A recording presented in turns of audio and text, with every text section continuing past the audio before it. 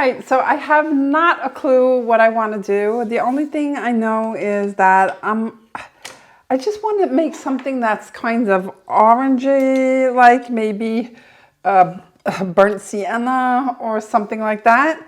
So I'm going to just try and see if I can mix a color.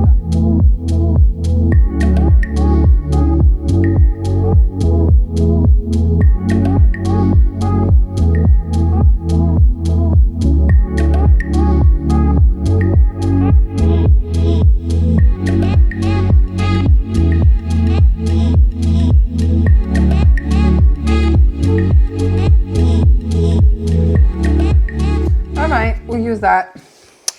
Okay, then now I know I have the right color that I want to use, and I think I'm going to start with, I was like thinking maybe, because you know when I work in my art journal I like to explore, right?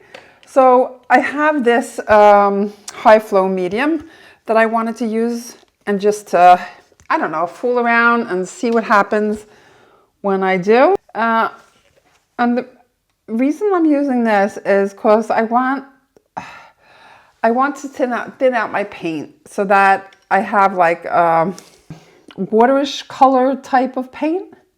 I don't know if I could call it that. So you see, still a lot of red in here, but it'll work. All right, so I want to thin out my paint, like really make it really thin so that, and you do that, in my opinion, you do that best with medium. You can do it with paint, no, with the water. I do that a lot too. But when you do it with medium, I feel like you have more control. And you see how that texture from the gesso on the paper is coming through? I love that. And yeah, we're just gonna work with it and have some fun, see where it goes. I'm gonna make a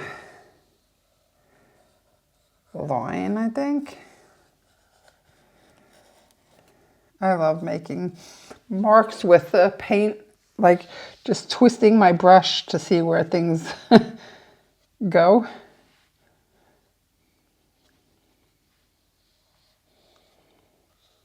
All right, try that. I like the combination between that burnt sienna and that yellow, because now there's yellow in the burnt sienna, right? So that means that they're going to be really harmonious together. I like that. I'm going to use some of that light pink that we made in the beginning. I'm going to put some over here too, I think.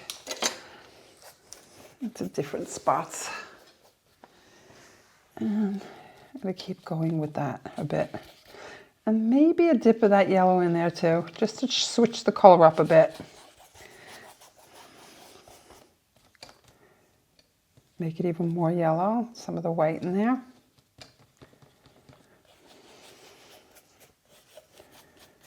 Yeah, I kind of like that. And some more of that burnt sienna.